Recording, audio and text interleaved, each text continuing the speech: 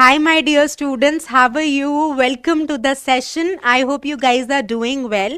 तो एक common problem आ रही है कि मैम रीडिंग कॉम्प्रिहेंशन को हम कैसे इम्प्रूव करें, क्या करें जिससे रीडिंग कॉम्प्रिहेंशन अच्छे से होने लग जाए.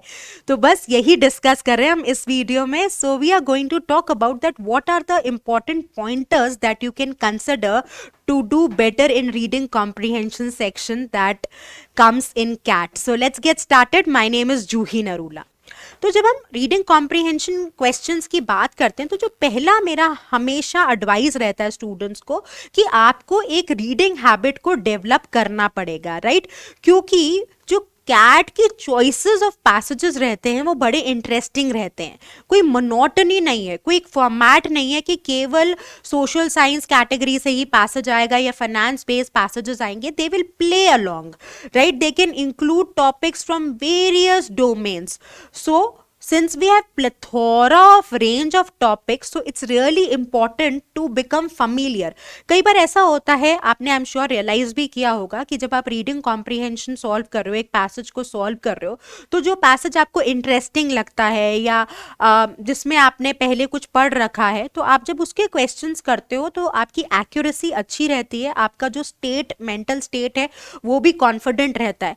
पर आप कंपेयर करो कोई ऐसा टॉपिक जिसमें आपने पहले कुछ पढ़ा नहीं है या आपको बोरिंग लगता है या आप डरते हो उस टॉपिक से, तो जब आप उस टॉपिक पे बेस्ड कोई रीडिंग कॉम्प्रिहेंशन करते हो तो ना आपकी एक्यूरेसी बहुत अच्छी आती है, आपका टेम्परामेंट भी बहुत अच्छा नहीं रहता, राइट?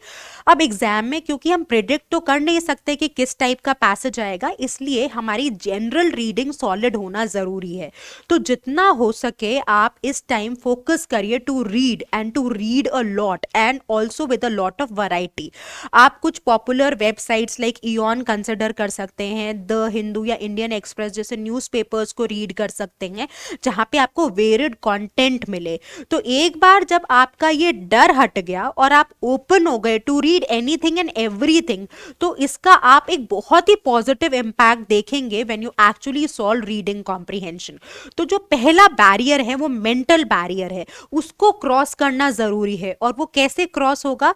जब आप पूरी तरीके से निडर हो जाओगे, right? So you have to become fearless and that will only happen when you expose yourself to a wide range of topics. So my first suggestion is that you develop a good reading habit. The next suggestion is that you understand the types of questions asked. तो usually students इस बात को लेकर बहुत ही negligent रहते हैं कि question को समझना भी बहुत ज़रूरी है. पैसेज को अच्छे से पकड़ लेंगे, आंसर चॉइसेस में भी बहुत दिमाग लगा लेंगे, बट क्वेश्चन को लेकर बिल्कुल नेग्लिजेंट. पर मैं बार बार कहती हूँ, मैं वापस आपको कह रही हूँ कि जो क्वेश्चन है that acts as a bridge between the paragraph and the answer choices. तो जितनी सॉलिड आपकी क्वेश्चन की अंडरस्टैंडिंग होगी उतना क्लियरली आप राइट आंसर चॉइस को पिक कर पाओगे, राइट? अब ये कैसे बिल्ड होगी? जब आप कुछ टाइम और स्पेंड करोगे. जैसे अगर आपने क्वेश्चन में if true, if false, except इस तरीके से ट्वीक कर दिया क्वेश्चन को और आपने इधर 10-20% भी आपने नेग्लिजेंस दिखा दी, तो कई बार हम उल्टा ही कराते हैं जो सवाल पूछ रहा होता है. इसके लिए आज से जब भी आप रीडिंग कॉम्प्रिहेंशन के क्वेश्चंस को सॉल्व करो, इंश्योर करो कि आप क्वेश्चन को अच्छे से रीड करो और समझो कि इन्फ्रेंस का क्वेश्चन क्या एक्सपेक्टेशन रखता है, मेन आइडिया का क्वेश्चन क्या एक्सपेक्टेशन रखता है, राइट? सो इसके लिए आपको हर टाइम जब भी आप क्वेश्चन सॉल्व कर रहे हो ऑप्शंस पे ध्यान देना है, कैसे आंसर चॉइस आप पिक कर रहे हो, कैसे आप आंसर को फेच कर रहे हो, ये सारी छोटी छोटी ऑब्जर्वेशंस को एनालाइज करते हुए करेक्ट आंसर तक पहुंचना है. So always consider the question important. It is very important, right? तो जैसे मेन आइडिया और प्राइमरी पर्पस है. अब अगर आपको ये नहीं पता कि main idea is what is the author talking about and primary purpose is why is he talking about, तो आप बहुत ज्यादा कंफ्यूज हो जाओगे क्योंकि दो आंसर चॉइसेस हैं, दोनों पैराग्राफ से वेरीफाई होती हैं, पैसेज से वेरीफाई होती हैं. आपको लग रहा है अरे मैं क्या करूं, मेरे साथ तो हमेशा ये होता है कि मैं 4 में से 2 चॉइसेस एलिमिनेट कर देती हूँ, 2 में मैं अटक जाती हूँ. तो अगर आप कैट का एग्जाम दोगे तो ऑफ कोर्स चॉइसेस 2 तो बहुत ही क्लोज होंगी जिससे स्टूडेंट्स कंफ्यूज हो.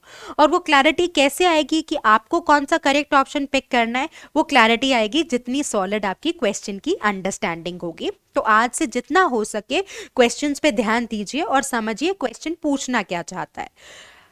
अब जब हम रीडिंग कॉम्प्रिहेंशन के क्वेश्चंस को सॉल्व करते हैं तो हमारे पास एक राइट अप्रोच होना जरूरी है। अगर आप रैंडमली बिना कोई स्ट्रैटेजी के बिना कोई अप्रोच के क्वेश्चन सॉल्व करोगे तो कभी आपका दिन अच्छा होगा तब आपके आंसर सही होंगे, कई बार आपका दिन अच्छा नहीं होगा तो आंसर गलत हो जाएंगे, यानी कि कोई कंसिस्टेंसी नहीं बैठेगी। अब आपको ये भी आइडेंटिफाई करना है कि जो आप स्ट्रैटेजी यूज कर रहे हो वो आपके लिए काम करे और आप एडिक्वेट टाइम दो टू बिल्ड द स्ट्रैटेजी। तो कई बार स्टूडेंट स्ट्रैटेजी सीख लेते हैं पर उनके पास इतना पेशेंस ही नहीं होता कि वो स्ट्रैटेजी को कुछ टाइम पैसेजेस पे अप्लाई करें और उसके बाद रिजल्ट एक्सपेक्ट करें, राइट। तो पहला इंपॉर्टेंट पॉइंट ये है कि आपके पास स्ट्रैटेजी करेक्ट हो। तो एक बार अगर आपकी स्ट्रैटेजी समझ गए आप, उसके बाद नेक्स्ट स्टेप है कि आप उसको अप्लाई करना सीखो, राइट। इम्प्लीमेंटेशन, इसको ऐसे समझिए ना कि अगर आप कार चलाना सीख रहे हैं और आपको कार इंस्ट्रक्टर ने बता दिया ये गियर है, ये क्लच है, ये एक्सलरेटर है, राइट, इस तरह से आप गियर चेंज करोगे, तो ये अब जब तक आप इसको अप्लाई नहीं करोगे, 4 बार गाड़ी चला के नहीं देखोगे, तब तक आपके सिस्टम में सेट नहीं होगा, राइट। और ये भी इंडिविजुअल टू इंडिविजुअल वेरी करेगा। कोई 10 दिन की प्रैक्टिस से एक्सपर्ट बन सकता है, किसी को हो सकता है महीना लगे, राइट। ये कार का एग्जांपल मैं बहुत देती हूँ तो आई एम श्योर फिर कोई स्टूडेंट कह देगा मैम आप फिर कार पे आ गए, but again relate to it, right. So it's very important कि पहले आपको अवेयरनेस हो कि राइट स्ट्रैटेजी क्या है, फिर हम कुछ टाइम पेशेंस रखें कि हम उसको अप्लाई करके देखें। एक बार आप एप्लीकेशन फ्रंट पे सॉर्टेड हो गए, फिर आप खुद से एक्सपेक्ट कर सकते हो कि अब मेरे पास एक्यूरेसी आनी जरूरी है। और एक बार एक्यूरेसी आने लग गई फिर आप टाइम को कंट्रोल करो।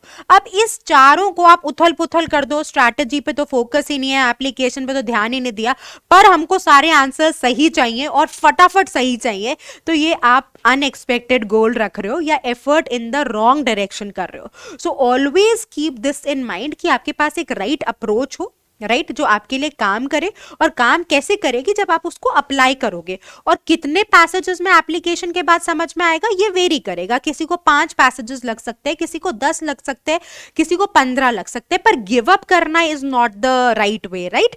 और उसके बाद एक बार आपकी पकड़ बन गई, आपको अप्लाई करना आ गया, उसके बाद आप देखोगे कि एक्यूरेसी आएगी। और एक बार एक्यूरेसी आ जाती है तो स्टूडेंट्स का कॉन्फिडेंस बिल्ड होने लग जाता है, राइट, क्योंकि तुम्हें गेम समझ में आ गया है। तो जैसे ही एक बार कॉन्फिडेंस आ जाता है फिर टाइम धीरे धीरे कंट्रोल में आने लग जाता है, राइट। तो ध्यान रखिएगा कि आप इसी अप्रोच में अपने पैसेजेस को सॉल्व करें, कंसिडर करें, राइट। तो एक्यूरेसी पे जैसा मैंने कहा फोकस करना जरूरी है। और वो कैसे होगा, जब आप बहुत स्ट्रांग एनालिसिस करोगे, राइट। जब आप देखोगे कि अच्छा मैंने क्वेश्चन नंबर 4 किया, बी मेरा आंसर था जो गलत हो गया, fair enough, correct answer C है। अब मेरे पास एक रीजनिंग भी तो हो कि मेरी लर्निंग क्या है इस क्वेश्चन से। मतलब स्टूडेंट्स क्या करते हैं कि अरे मैंने एक पैसेज किया, मेरे तो 3 सवाल गलत हो गए, मेरे से तो हो ही नहीं रहा रीडिंग कॉम्प्रिहेंशन, और छोड़ दिया। नहीं, this is not the strategy. आपको देखना है कि अच्छा मेरे ये 3 सवाल गलत हुए तो यहाँ पर मैं कहाँ कहाँ फंसी। मे भी हो सकता है मैंने क्वेश्चन ध्यान से नहीं पढ़ा, एक पॉइंट ये भी हो सकता है कि एलिमिनेशन मेरा स्ट्रांग नहीं था, एक पॉइंट ये हो सकता है कि पैसेज से ही इंफॉर्मेशन सही से नहीं निकली। जो भी प्रॉब्लम है वो आपको आइडेंटिफाई करनी है, वो एनालाइज करके ही आइडेंटिफाई होगी, राइट। सिर्फ शुरू में too much focus on numbers will not actually help. So always keep in mind that you should have a solid strategy, a solid reasoning that what was the logic that made the answer choice go wrong. मतलब मैंने क्या गलत सोचा और क्या सही सोचना चाहिए था या किस तरह से सोचना चाहिए था। तो आप देखोगे कि आप एक एरर ट्रैकर भी बना लेना जहां पे आप लिखते जाओ। अगर कई बार आपको ये भी लगे ना कि यार ये तो बड़ी सिंपल सी मिस्टेक थी, सिली मिस्टेक थी, ये कैसे कर दी यार मैंने, वो भी लिख लो। और अगली बार क्वेश्चन करो वो एरर ट्रैकर देखो कि भाई ये क्वेश्चन को लेकर मैं नेग्लिजेंट हूं या ये सिली मिस्टेक थी या एलिमिनेशन नहीं हुआ या एक्सट्रीम नहीं समझ में आया। तो जब आप वो 4 एरर्स देख लोगे और अगली बार वो पैसेज कोई दूसरा पैसेज सॉल्व करोगे तो आप देखोगे कि कहीं ना कहीं आप बेटर हो रहे हो। और जितनी प्रैक्टिस करोगे, जितना एनालाइज करोगे, उतना आप इंप्रूवमेंट दिखाते जाओगे and finally you will have RCs in control. So next important thing is कि जैसा मैंने कहा कि एक बार आपकी एक्यूरेसी बिल्ड हो गई, एनालिसिस हो गया, फिर आप ग्रेजुअली टाइम को कंट्रोल कर सकते हो। यानी कि जो पहला आरसी आप करते हो तो उसमें आप बिल्कुल रिलैक्स होके देखो कि आप कितना टाइम लेते हो। अब अगर आप एक रीडिंग कॉम्प्रिहेंशन रिलैक्स इन्वायरमेंट में 15 मिनट में सॉल्व करते हो, रिलैक्स का मतलब ये नहीं है कि आप कॉफी पी रहे हो राइट और फोन पे रील्स देख रहे हो, आप बीच में करते जा रहे हो, फोकस होके करो राइट, प्रेशर मत लो। फिर अगली बार जब आप बैठो ना, तो ये जो टाइम 15 मिनट्स है इसको रिड्यूस कर दो टू 14 मिनट्स 30 सेकेंड्स राइट। तो उससे क्या होगा, जब आप धीरे धीरे टाइम को रिड्यूस करोगे तो आप रियलाइज करोगे कि आप पे प्रेशर नहीं बिल्ड हो रहा।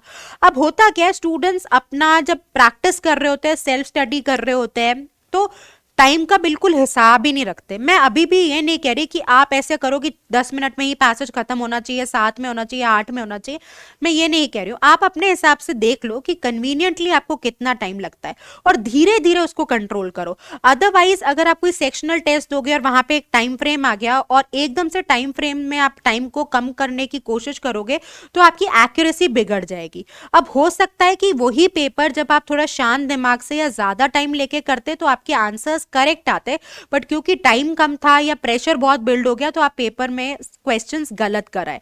सो तब स्टूडेंट्स कंफ्यूज हो जाते हैं, उनको लगता है उनको कॉन्सेप्ट ही नहीं आता, जबकि दिक्कत क्या होती है, दिक्कत होती है टाइम नहीं एडजस्ट हो पा रहा। तो ग्रेजुअली अपना टाइम कम करिए, धीरे धीरे। आप समझ रहे हैं ना कि अगर आप पहली सीढ़ी से 5वीं सीढ़ी पे जंप मारेंगे तो आप गिरेंगे ही। पहली से दूसरी, दूसरी से तीसरी, तीसरी से चौथी में सीमलेसनेस होती है, यही हम करना चाह रहे हैं राइट।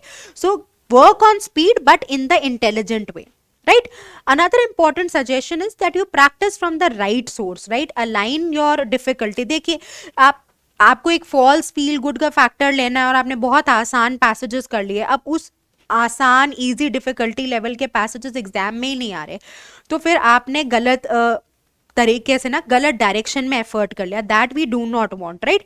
तो align yourself with the actual difficulty level, with the actual style of questions that are going to come, and hence it is very important that you practice from the right source।